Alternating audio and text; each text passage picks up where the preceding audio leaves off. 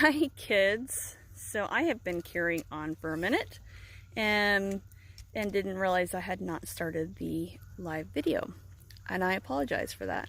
I will probably need some training in how to use this and practice. So my name's Terry Story. I'm down here in South Central Tennessee. I've got a little farm, a little homestead, and I am sharing with you some of the things that I do on my farm.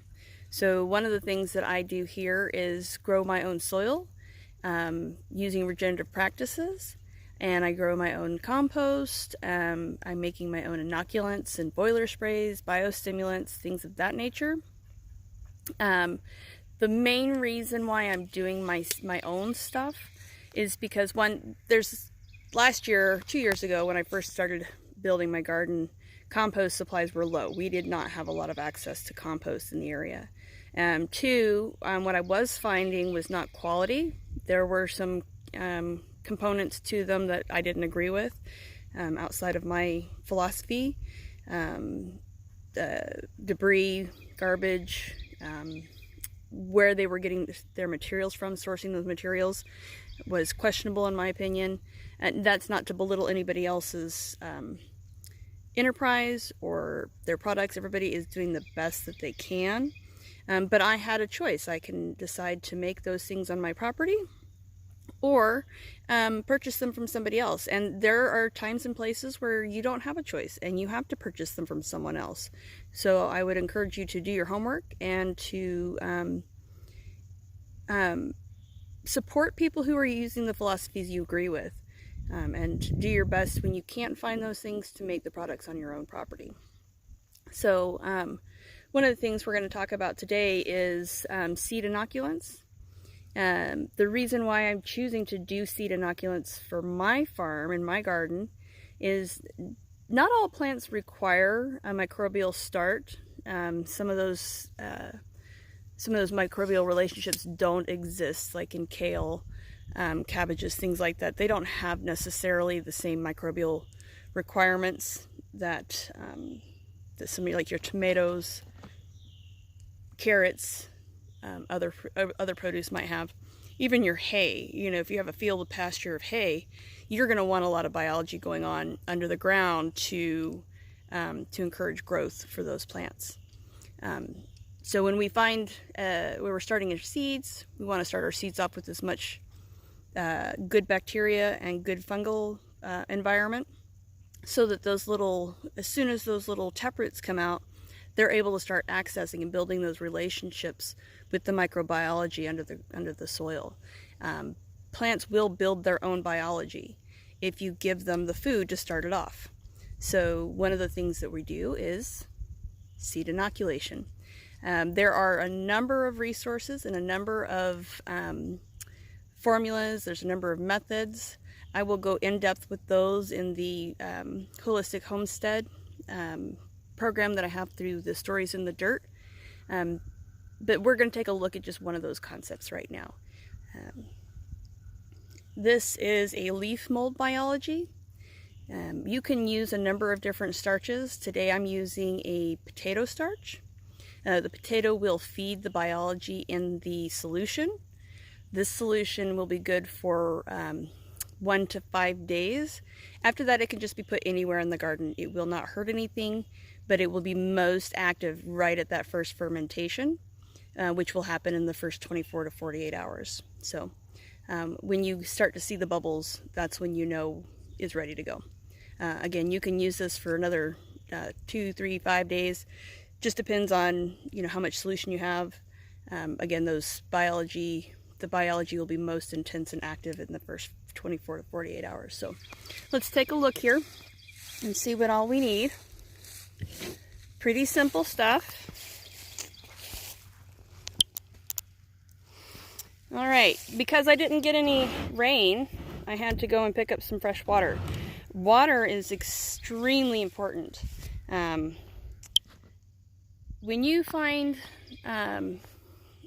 you do a water test, you'll probably find, if you're on a well, that you have a hardness of more than 70.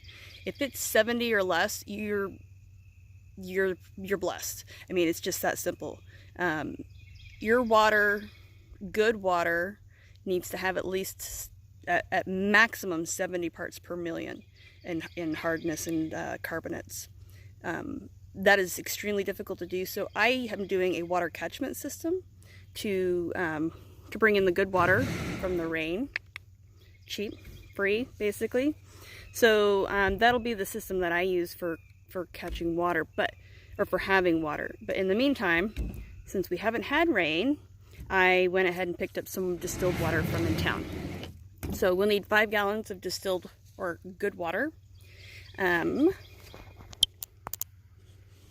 We'll need some cotton socks, some sea salt. You want to keep a little spoon there so we can measure it. A couple of other supplies, a little stirring spoon, a couple of rocks, potatoes, a string or wire, and a board to cover up the 5-gallon bucket. Let's see, where did I put my 5-gallon bucket? Here it is.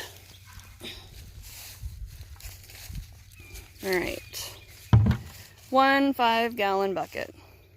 Okay, so all you do is take your sock. Oh, we've got one ingredient left. You can't make a leaf mold biology without leaf mold. So let's go out here and grab from my little farm out here. So, if you are not fortunate enough to be able to just walk out into your back paddock or your back property to find good leaf mold, then you can go like to your park or to your area park, find underneath the trees. See here, let's take a look and see what I found. All right, so I just pulled back the top layer of leaves here, and look at this. We have this great biology already working down in here, right? So we're going to collect a nice healthy handful of this, right? It's full of biology. You can see it breaking down really well. You can see the mycelia, and that's like a little acorn. So we're going to take all of this with us. Hopefully we leave all the centipedes and the worms there. So like I was saying, if you go to like you have a large outdoor park area with woods, you can collect your leaf mold from there. Or if you have a park that doesn't use chemicals, you can collect it from there. Or, just try and collect from as close to your home as possible. The whole point is to collect what they call indigenous microorganisms. These things are naturalized to your area, and you want to incorporate them because they're native. They're going to have a better success, a better ability to succeed in your area, and they're going to have a better relationship with all of your plants. So, yeah, that's what you want to do. So, here we are. We have our leaf mold. And we have our potato. Okay. See if I can figure out how to make this little stand work so that you can see what I'm up to.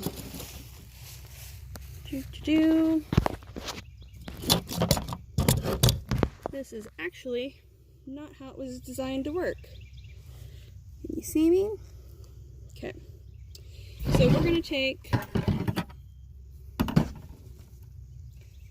a rock, throw it just right in the bottom of that. We're going to use it to weight it down.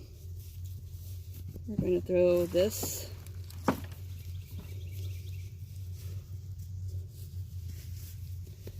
probably get a little easier if you do it like that. Just pull it up a little bit.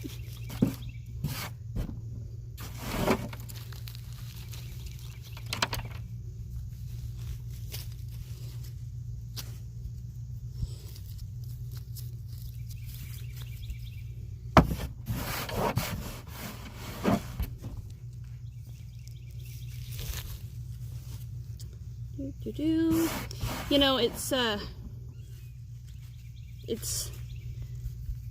engaging, you know, being outside and using your own environment to create these tools that we can use in our garden and on our farm or in the pasture. These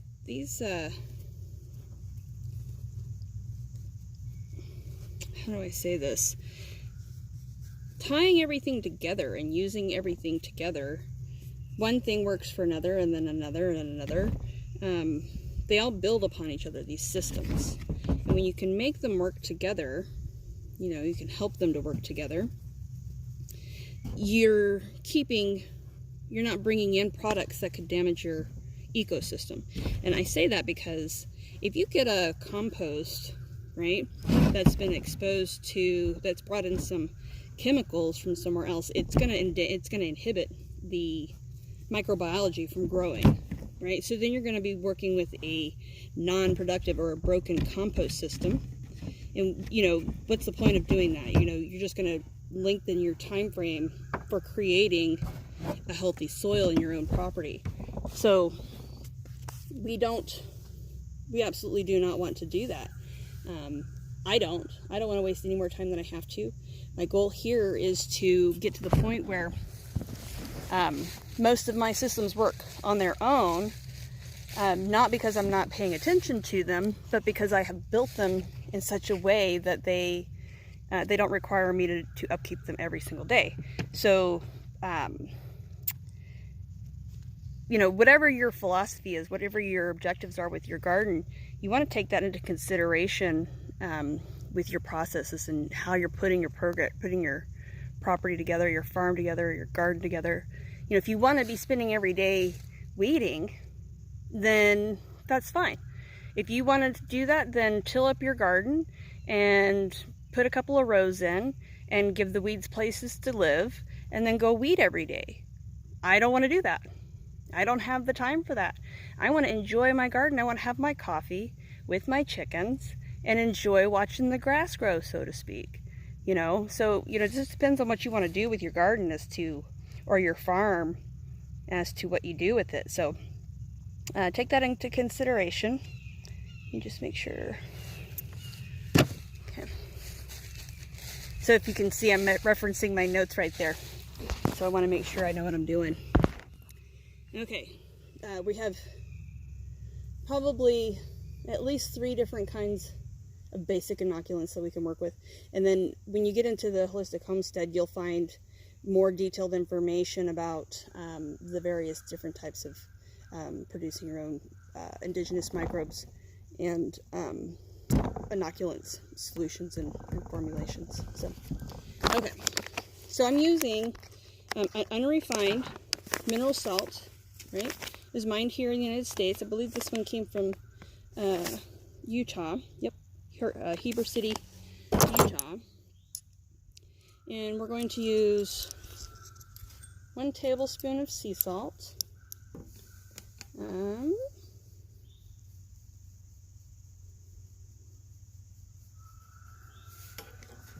And then again, this is also because we want to have those particular biology that's associated with salt in here. The reason we use the potatoes is to feed the microbiology that we'll be cultivating.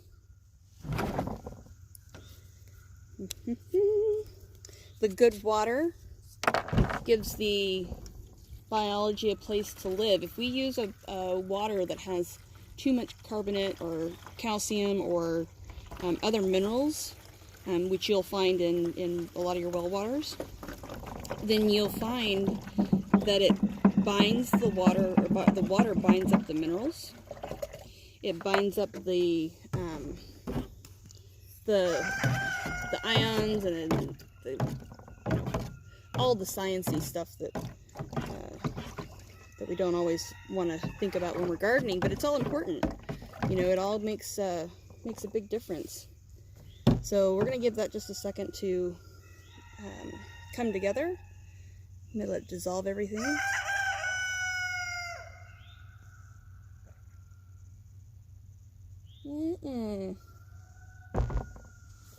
You hear all my chickens? And my rooster. What you... Hi, Oreo. What you doing, buddy? We'll make this a little bit quieter this time. So, as I was talking about earlier, the seed, when it starts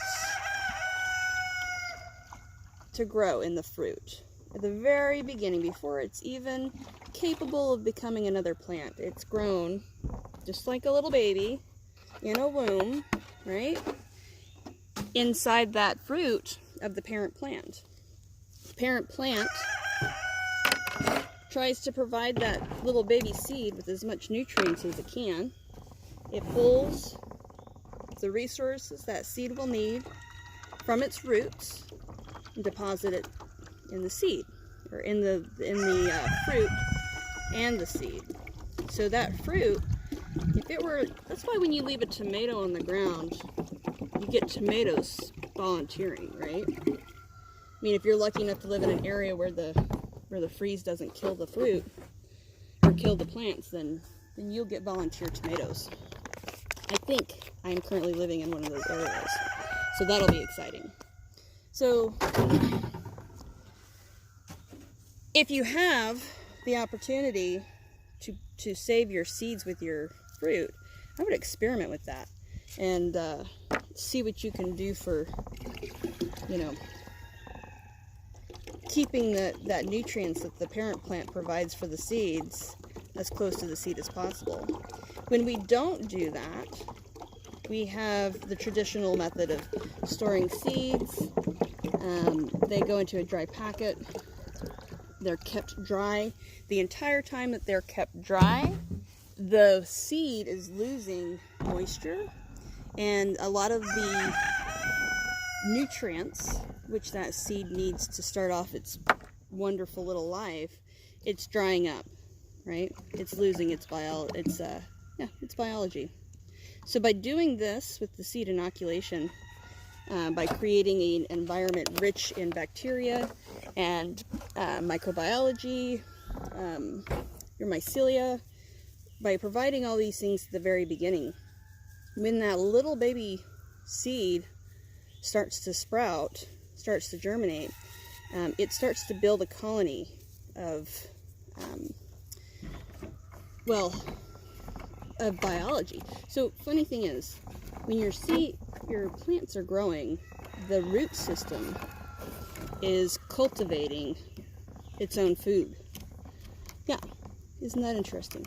So while your seed is cultivating its own food, if it has no food to cultivate, then it's, one, immediately compromised, right? And two,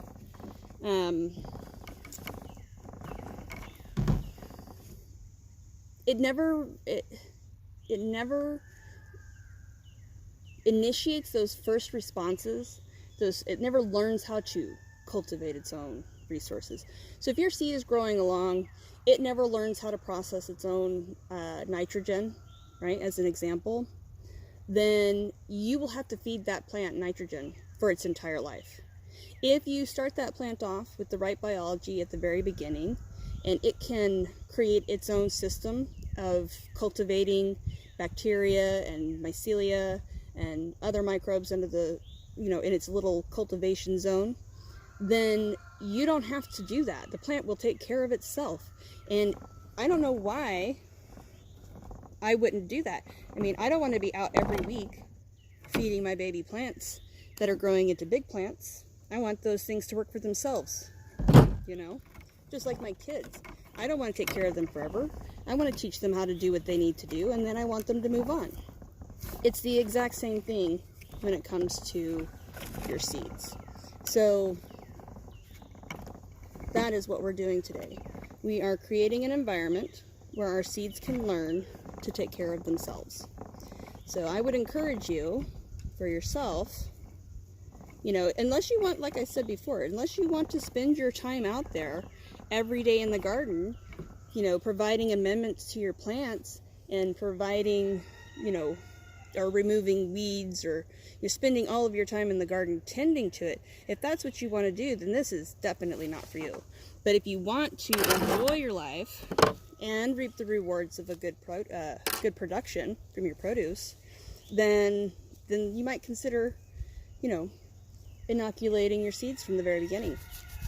Even those seeds that don't necessarily build those certain biologies, some of them don't require, some of the plants require more biology than others. Other plants, they will not survive without these biologies at the beginning. But if you do like I do, I intercrop and companion plant my produce. And the reason why I do that is because for years I was a backyard gardener, or I just had a little pot in the backyard, and I needed to make the most from my space. So I started off as like a square foot gardener, or a backyard gardener, a patio gardener, things like that. So I had to intercrop, like my tomatoes, I would put the basil underneath it, pretty standard processes.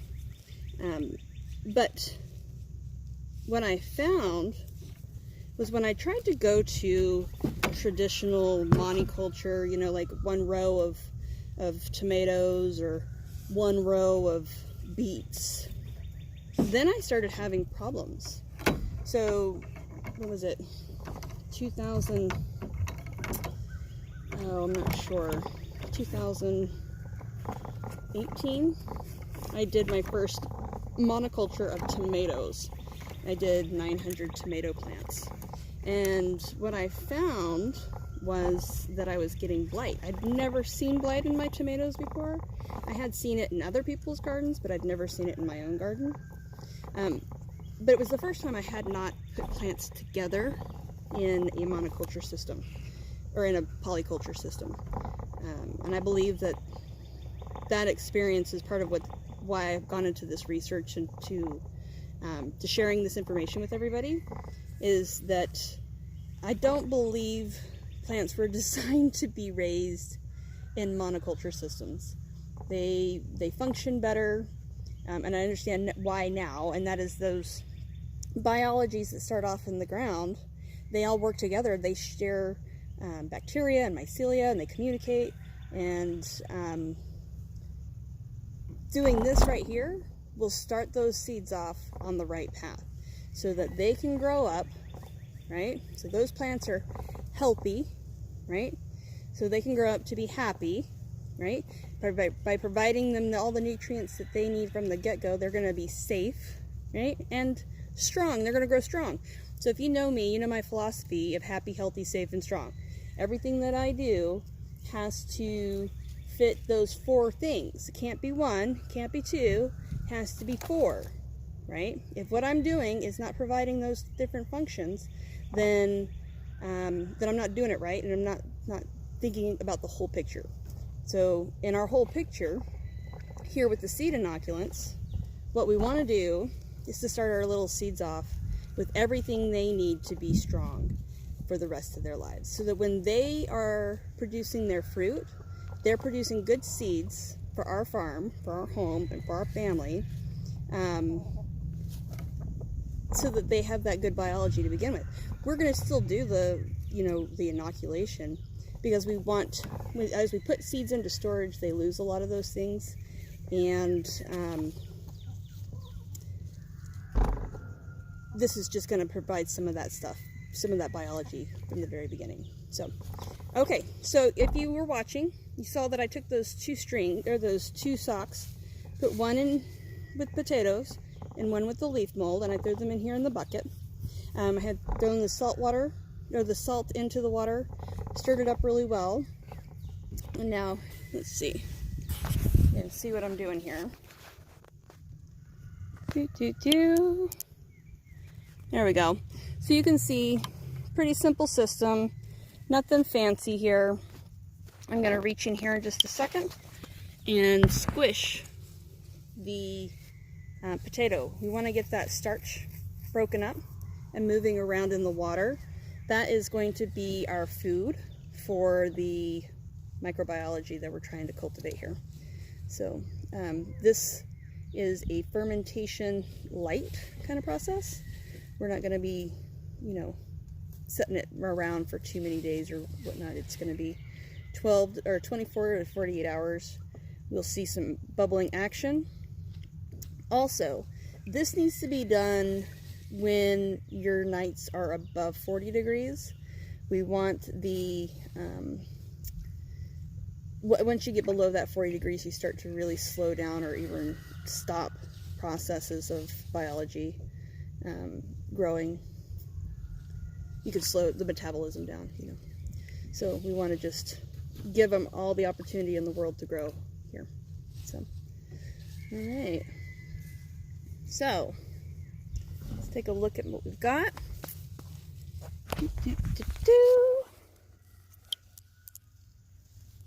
Nope, nope, back and forth. All right, so here we are. We've got the two socks. One has our leaf mold in it. Look at that. Get that going.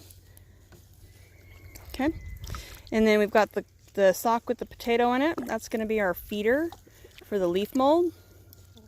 You can come in here and do this a couple of times. It won't hurt anything. Okay. So,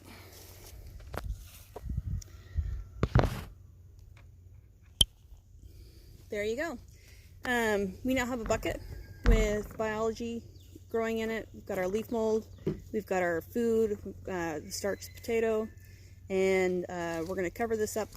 Do not seal it. This has to be left with room for the fermentation for the gases to expand. If you put it in a sealed situation, it'll explode. So we'll come back here in the next 24 hours and check on it. Again, do not keep this below 40 degrees. You want to have at least 40-degree nights, and it's good for 1 to 5 days. So, okay. Kids, I hope you had a good time. I hope you enjoyed it. And if you want to learn more about what I'm up to, you can go to storiesinthedirt.com. And the Holistic Homestead will have a lot of content in there, and the content continues to grow. So I hope that you will enjoy that. If you have any questions, shoot me a message or an email or a text or whatever. You can find me pretty much everywhere. So I hope you have a lovely day. Thank you so much. I hope you enjoyed the conversation, and we'll chat with you next time.